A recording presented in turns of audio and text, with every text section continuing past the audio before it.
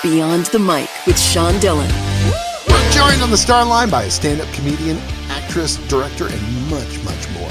You've seen her in Parks and Recreation, and my favorite, as the head of HR in Silicon Valley.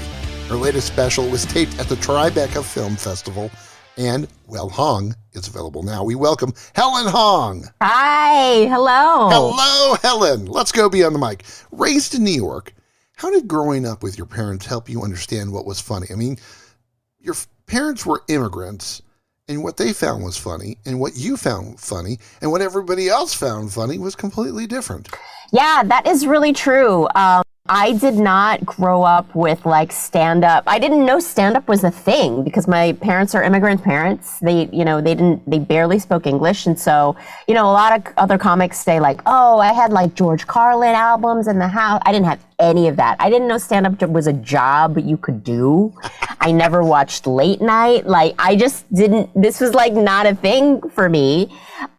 So, I came to stand-up kind of like blind because of that. But I always knew that I was funny. Humble brag. Humble brag. Humble brag. But also, like, I needed to be funny because my parents moved around a lot. So I was like an army brat without the army.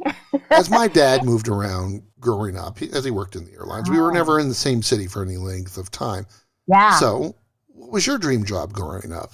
I wanted to be an actress. Yeah, an actress. I was the lead in my first grade play, which I don't even know if it was a play. I think it was just like a show of some kind because I don't remember there being lines or plot or anything. All I remember is I wore a frilly white dress and I was like on stage and everybody looked at me and I loved it. I just loved it. I was very like self-centered even then. And I just loved having all eyes on me and I loved wearing my frilly white dress. And so I knew acting, that was a thing you could do.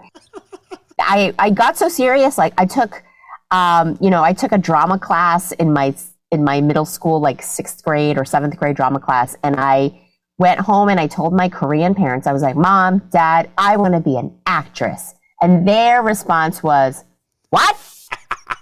And that was it. That was literally the end of that conversation. Helen, how has acting given you joy? I love it. I think it's so fun. I get to play these wacky roles. I get to, like that Silicon Valley role was super fun. She's just like, surrounded by idiot boys. This character who's just like, you know what? I have worked at a lot of like Fortune 500 tech companies. I know what I'm doing. I'm very confident and I'm surrounded by these idiot tech bro boys who are like, tech. And I'm like, yeah, you guys are going to have to get it together.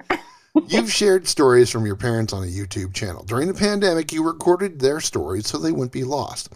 Mm-hmm. Why was it important to not only record those stories, but also be tech support for your parents? Well, the whole thing with that YouTube channel, so I started a YouTube channel with my parents in the middle of the pandemic. It's called Old Korean Dad Stories and sometimes Mom. And that's only because like my dad is like me. He loves talking. He loves having the mic in his face. He loves being the center of attention. My mom is way more shy. So that's why it's not, it's mostly Old Korean Dad Stories and sometimes Mom. But basically that came about in the middle of the lockdown when it was actually the end of 2020 when everybody was saying, you remember 2020 was the first year of the pandemic. At the end of 2020, everyone was like, oh, worst year ever. It was like the cover of Time magazine said worst year ever. Everybody was like, this was the worst year ever. And my dad is in his 70s. And I was like, Dad, do you think that it was the worst year ever? And he just casually, low-key goes, yeah, it was pretty bad. But I'd say when I was 7 in the middle of the Korean War, when we were starving, war refugees, and we had to flee the country to prevent from being murdered in the war, and my baby brother died, yeah, I'd say that year was worse. And I'm like, wait, what? I didn't know. That was the first time I had heard. I didn't know that I had a whole ass uncle like that had died in infancy. Like my father had this whole brother that died as a baby. And I never knew that I had this uncle that just died before when he was 2. So I was like, wait, what? And he just casually dropped this. And it was such a crazy, impactful story. And I thought at the time it was such a nice message. Like, we're all thinking like, oh, this was the worst year ever because we were locked in the house and I didn't have toilet paper. When, you know, like, tell that to anyone in Afghanistan or Iraq or any refugee from a country, like, come on, this was hardly the worst year ever. So I wanted to share that message, like, that we're Americans, like, we still have it pretty good, even in the middle of the pandemic. Like, life wasn't that horrible. But also, I wanted to capture that story because I'd never heard that story before. You know, and I guess it's not something that you bring up like at the kitchen table. Like, by the way, I had a baby brother that died when we were war refugees. Pass the mashed potatoes. Yeah, exactly. It's not something that casually just comes up. And so I had never heard the story and I was like, I need to capture this somehow. And so I recorded my dad doing it. I shared it with this media company called Now This, and they put it on they could put it on Facebook and all their formats. And it kind of was like, it really hit a nerve. And I was like, this is like, I should really start a YouTube channel and just record my dad talking about these crazy stories. Because, you know, he has all these crazy stories, like people in their 70s, like your parents, everybody's parents, like have these crazy stories that we don't even know.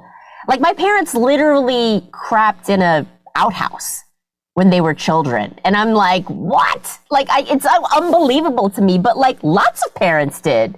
Like they didn't have indoor plumbing in a lot of places. And so a lot of people's parents like pooped in outhouses. And I'm like, whoa, that's wild. Helen, you have a unique ability to make people laugh. When you work with somebody, you have strict standards. You don't want any anti-Asian jokes or jokes that put people down. Yeah. What female comedians make you laugh? There are so many, and it makes me so mad when people say like, "Oh, women aren't funny," or that old-fashioned concept that women aren't funny. I'm like, go to any club at any major city, and you're going to see women who are crushing it. My favorites are Maria Bamford. She's so quirky and adorable, and I love her. Michelle Buteau is a good friend of mine, and she's hilarious. She's got a special. I think she's got a few specials out actually.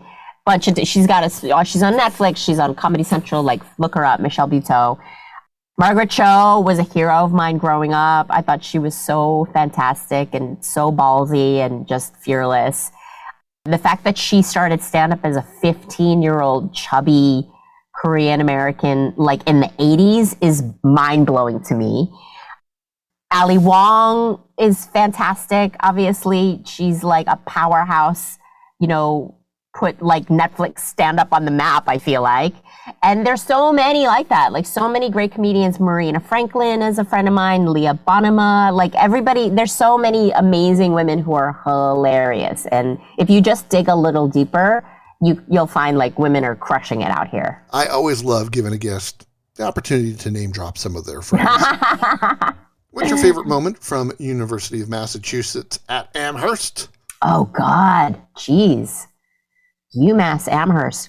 UMass Amherst is like the very idyllic New England college campus, like what you envision an old school college campus, like beautiful trees and a lake and rolling hills and stuff like that, which is nice as conceptually, but like not so nice if you're actually like trying to go to school there.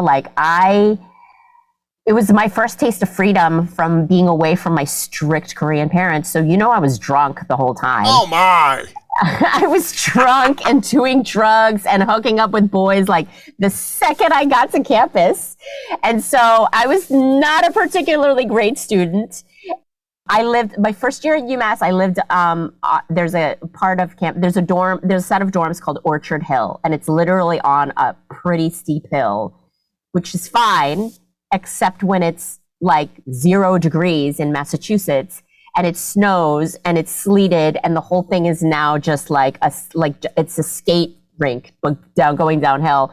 And me, like I would be hungover every morning trying to get to class in like 0 degrees. And at one time I remember I was so late to class that I had to run. So I'm like trying to run down this hill. I just fell on my ass and slid all the way down this hill. And it was just like, It should have been like one of those video, like fail videos where you're just like trying to stand back up and slipping back down on my ass and try and stand back up and slipping back. And I should have just like gotten a tray from the cafeteria and slid all the way down the hill to go to class. But you look so good doing it. We're with comedian Helen Hong Beyond the Mic. Her special Well Hong is available everywhere. And it's time for the Rocking 8. 8 random questions. Answer with the first thing that comes to your mind. There is no pressure, but I'm going to put you on the spot as a Trekkie with my first question. Okay. Rate these Star Trek series in order from most to least favorite. Original TNG, DS9 Discovery, Voyager, Picard, and Strange New Worlds. Ooh, harsh. Okay, obviously first is TNG, The Next Generation. I grew up with it. It's the reason why I have a thing for older bald men. So obviously TNG. I love Voyager because I love Captain Janeway. She's like a badass woman. She's awesome. DS9, excellent. Strange New Worlds, killing it right now. The latest Strange New Worlds, so good. Really crushing it. And then there's the rest of them. What's the first thing you notice about people? Their shoes.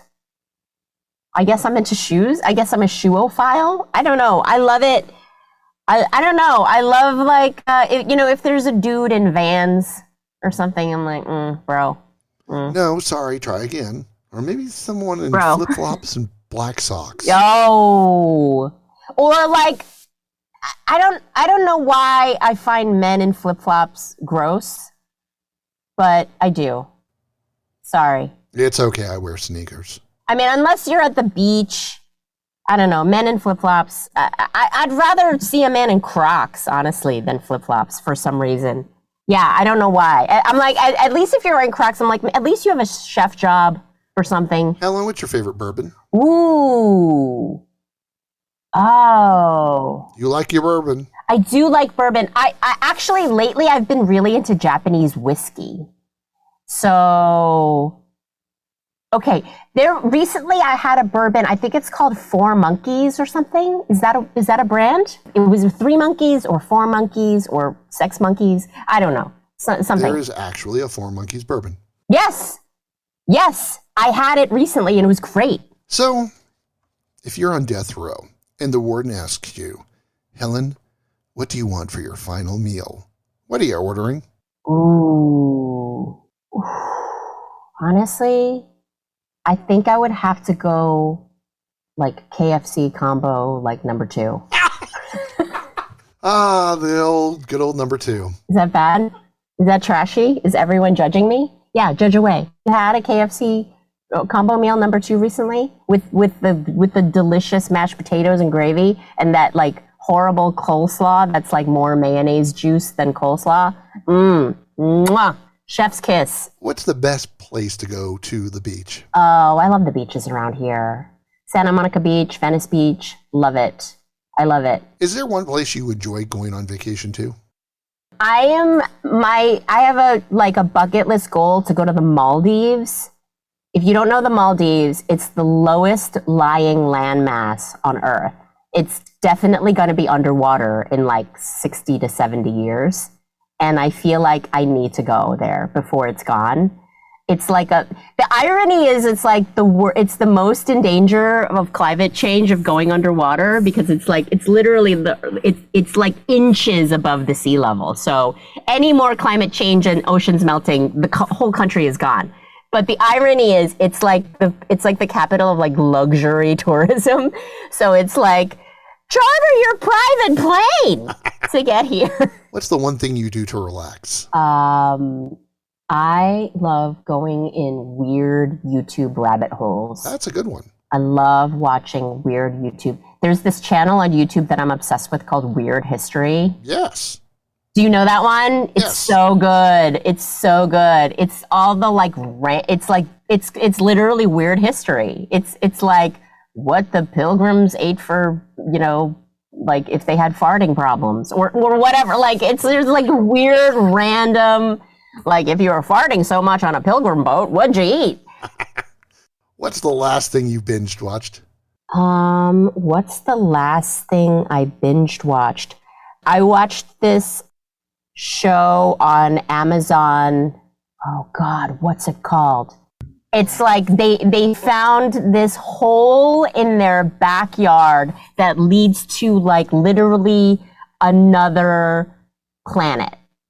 And so they go to this hole in their backyard and it transports them to another portal, and they go out the other side, and it's like they're on a planet with like multiple moons. I'm doing a terrible job explaining it. Night Sky. It's so good. It's Sissy Spacek and J.K. Simmons, and it's really good. It's a little bit slow. It moves a little bit slow, but I love sci-fi, and it's like such a cool concept. It's like this elderly couple just discovers a portal to another dimension, like hanging out in their backyard. If you're enjoying these conversations, please check out another Beyond the Mic episode to find more actors, artists, and people you need to know.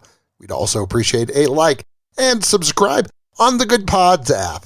It's time for the back half with comedian Helen Hong Beyond the Mic. Helen, you've been a headliner for years. How has comedy changed for the better and the worse since you started? Oh, well, now we have to be worried about people coming up on stage and slapping us. Jeez. Or tackling us or punching us, which is like, oh God, I never thought that I'd have to learn martial arts to defend myself on stage. That's crazy. Yeah, this whole thing with like Chris Rock getting slapped and then Dave Chappelle getting tackled, like it's super dangerous for people like me. Like I'm 5'1", you know, and like I'm not a big person, and I'm just alone on the stage, and a lot of these comedy clubs don't really have good security and stuff. Because they're drinking most of the time. Like, please don't come on stage and assault me. So that's one thing that's worse. But the better thing is definitely like there's so many more women stand-up comics doing it. Like if you go on Netflix or you go on HBO, there's so many like great female comics. Taylor Tomlinson, that's another one that's on Netflix. She's fantastic. You once said you wanted to be, quote, judged for the content of my character, my actions, and my words, unquote. Has Hollywood changed enough for you to be judged the way that you wanted, or are you still fighting? Oh, still absolutely fighting. Yeah, still absolutely fighting. But I feel like things have gotten so much better. Like now the roles that I as an Asian woman get aren't necessarily all for like doctor or tech person or like lab technician or stuff like that, which is usually what the roles were for Asian women. But now I can be like, you know, I just want to be able to play like a hot mess, an Asian hot mess, because we're out there. Like an Asian slob, an Asian like drug dealer. We're all out here. Come on. Helen, how does the love of a foster animal make you feel? Oh, so amazing. So great. I foster failed my dog, Dodger. He was a foster. Like when I first got him, I thought he was the ugliest dog I've ever seen in my life. I was like, ugh. And he was super, like he had been in the foster system for so long that he was like, ugh. So like the first 2 weeks that he was in my house, we were like, ugh, just staring at each other. But then after a couple of weeks, he came up on the couch and he put his head in my lap and I was like, I love you. And he's like, I love you too. Most comedians have that hard six, that perfect 6 minutes of stories and jokes that they've honed to a T. When do you feel like you have to change it up? Is it a feeling, or when you don't get the laughs that you used to, or when you're adding new stuff? I don't abide by the hard six. I don't. I'm always switching it up. I can't do material over and over and over again ad nauseum. I just can't. So naturally in my stand-up, every couple of years the jokes get retired because I'm just sick of telling them.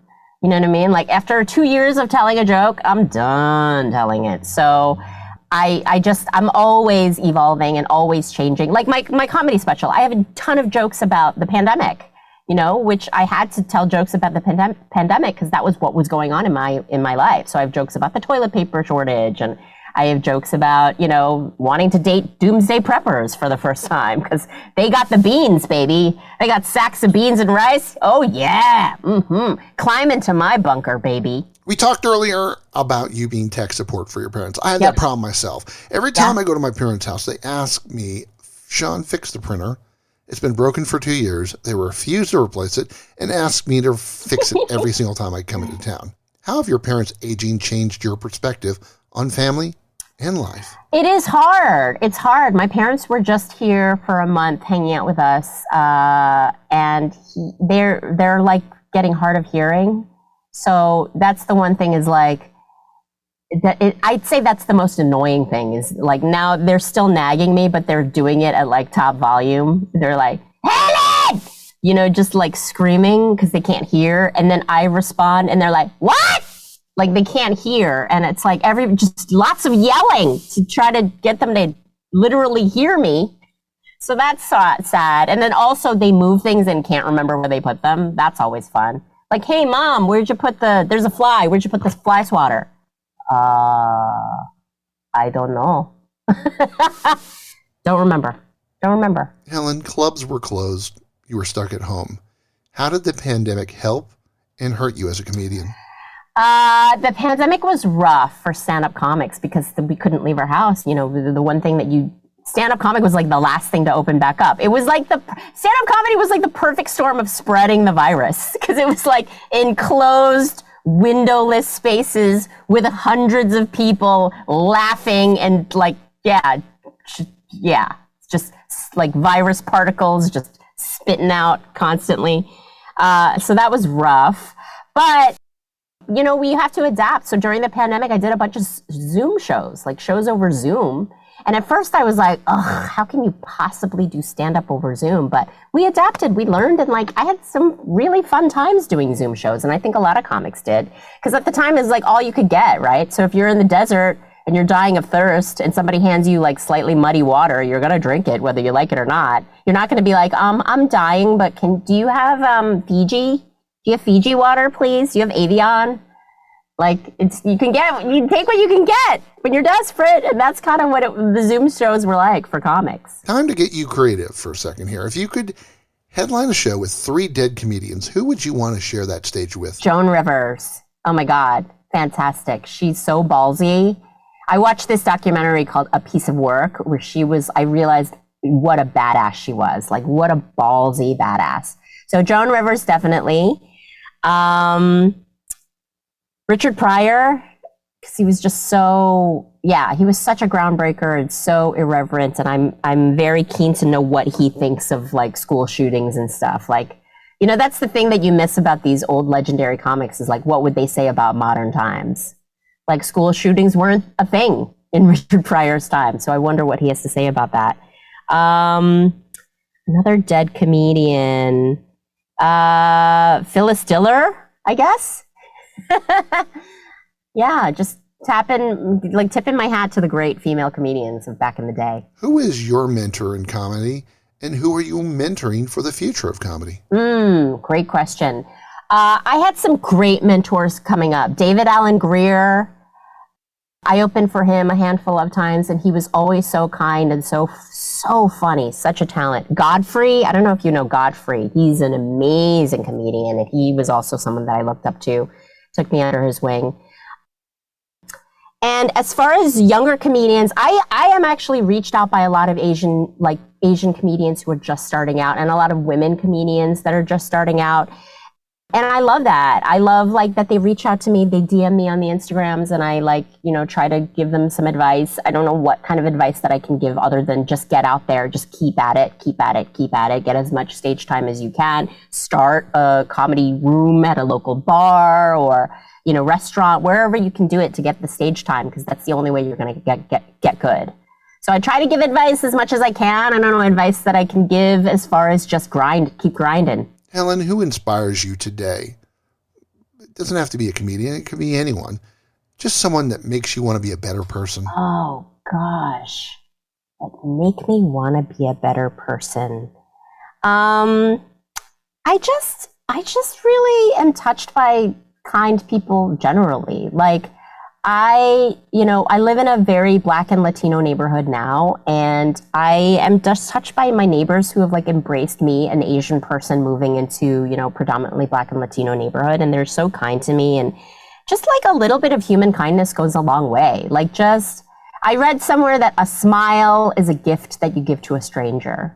And I love that, and I feel like that's so much of what is wrong with our society is like, we don't even want to smile at people, if I'm walking my dog, like people don't even want to smile at each other. It's like, I just am openly want to smile at strangers on the street. And if they smile back and wave, like it feels like a nice gift that we've given each other for the day, like a gift of humanity. Like, hi, have a nice day. Yeah. What's one thing that people don't know about you? Weird quirk about me. I cannot physically fall asleep if my feet are dirty. What? Like, I literally can't.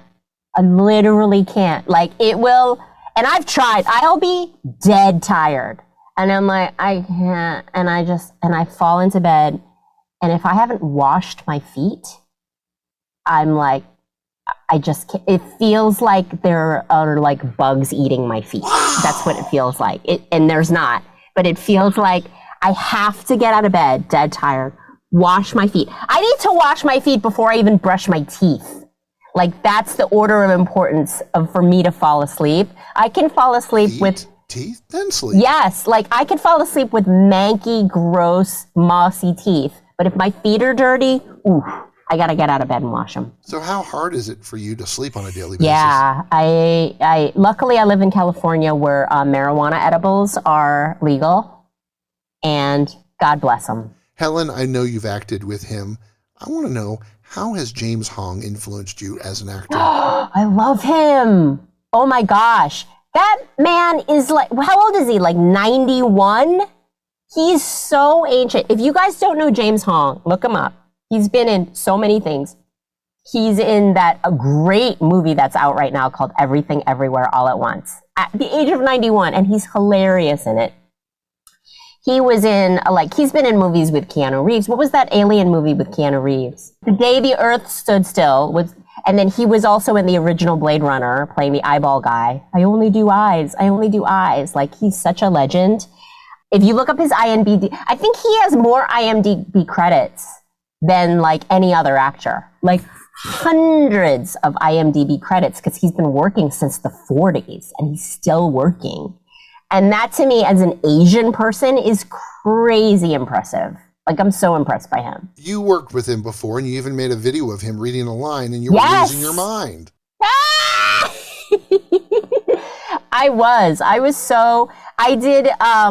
I did an episode of The Thundermans, which is a Nickelodeon kids show that I was on with him, and he was just super silly.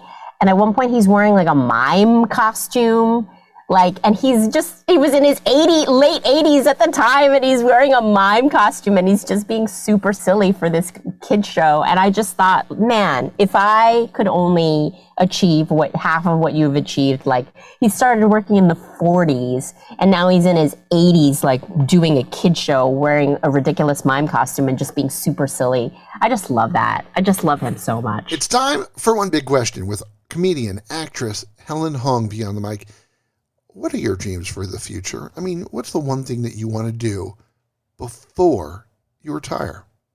I want to be in one of these new Star Treks. What? I want to be in the full, prosthetics, turn me into a blue alien with Klingon forehead and Romulan ears, and wearing a crazy Federation outfit. I love that stuff. Do you want to be recognized, or do you don't want to be recognized? No. I want to be if I could get on a Star Trek and just go, doop, boop, boop, boop, doop, boop, boop. Oh, well, she said, yeah, she wants chicken nuggets for lunch. I would love that. I would love that. Star Trek Chicago, you're such a big fan, and yet you have to keep those emotions in check, even though inside you're going nuts. Oh my God, I freaked out.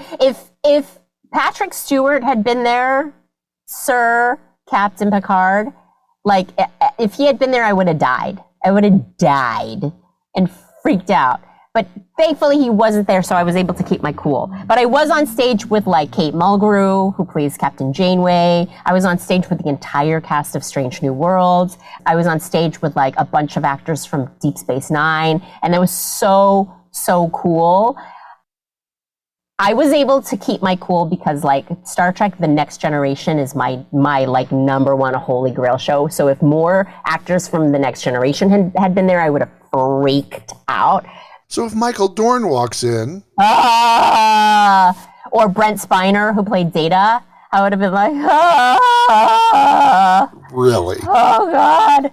Honestly, I would have asked them to sign my boobs, and then I would have never washed my boobs again. She loves relaxing in Venice Beach, wants to visit the Maldives one day, and wants you to watch Well Hong wherever you can. We thank the talented Helen Hong for taking the time to talk with us today. That was awesome. Thank you so much. That was super fun. And that, my friends, is Beyond the Mic.